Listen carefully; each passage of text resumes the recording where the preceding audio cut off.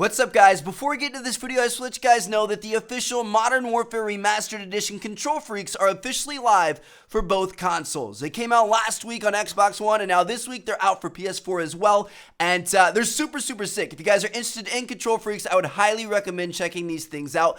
I love the way they look, as well as they work great. I mean, Control Freak is one of my longest term sponsors, and I know you guys will love them. So many people in the gaming community do. So if you guys want to check it out, I'll link it down in the description. You guys can save 10% using code TMARTIN at checkout, and let's hop into the video. What's going on, guys? T-Mart here, and today we've got some very interesting news. Call of Duty Infinite Warfare is going to be the biggest Call of Duty yet in terms of file size. So this is coming from a French retailer who, for whatever reason, decided to start handing out the actual physical cases of the Infinite Warfare Legacy Edition to people who pre-ordered. And in that case came the download code for the Modern Warfare Remastered campaign early, but it didn't come with a disc. They had to come back later to get the disc when the game actually releases on November 5th, which is really weird, but hey, it's all good because we got some new information from it. So you guys know on the backs of these cases, there's always all kinds of information. There's a write-up about the game, but then there's stuff about like system requirements and different features and stuff like that. And we actually learned some new stuff. So number one is that we learned the game will offer up to 2-player split screen, so that's pretty exciting.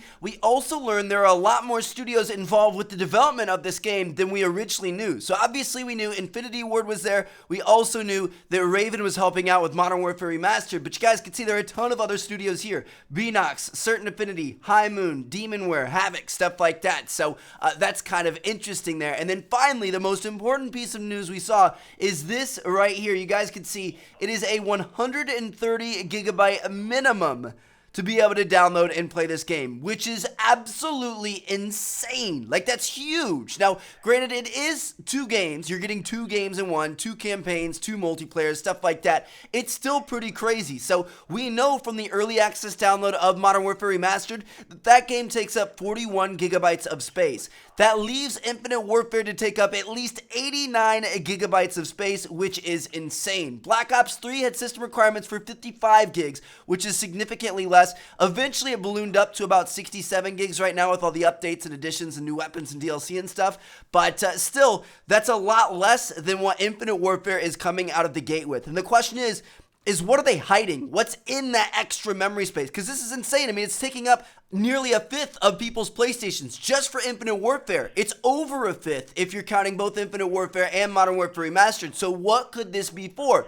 It could just be because it's a more advanced game. It's got better graphics, better textures, you know, all kinds of stuff like that. It could also be that it's pre-packaged to be working for PS4 Pro. So you guys know the Pro is coming out later this year. It's going to allow people to be able to play in 4K. Obviously, that's going to take a lot more in terms of memory. So that could be an option too. Or there could be other goodies included. So, I mean, every single year we're getting more and more content with Call of Duty, and this is kind of suggesting we could be getting that again this year. Last year with Black Ops 3, we got the most content we ever had in any Call of Duty game. So, starting off, we had the campaign, of course. We also had the co-op mode, Zombies, which is absolutely huge, and then the biggest out of the 3 was multiplayer. Took up the most space because you had all the stuff that was originally on there, all the, you know, black market editions, all the map packs, all the new special weapons and stuff like that. So, you know, obviously that was huge, but we also had a couple of other new things we had never seen before in Call of Duty and we weren't really expecting. So, for example, with the campaign, once you beat that, you unlock the Nightmares mode, which you played through again,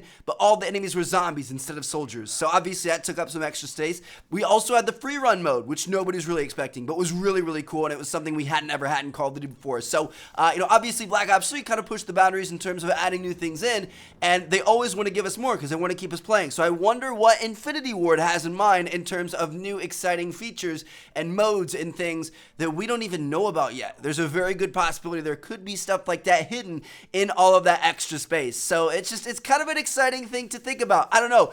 It sucks because it's going to take up so much space. Personally, I'm going to have to delete a couple of games to be able to make room for it. I can't wait to get that new PS4 Pro so I can have some extra memory space. I want to get that 1 terabyte, maybe even 2 terabyte hard drive. But, you know, even though it's taking up more space and that kind of stinks, that only means they're giving us more content and it's going to be a better game. So it's kind of exciting at the same time. It's a double-edged sword there. So let me know what you guys think down in the comments. Thank you guys so much for watching. I'm going to catch you guys later.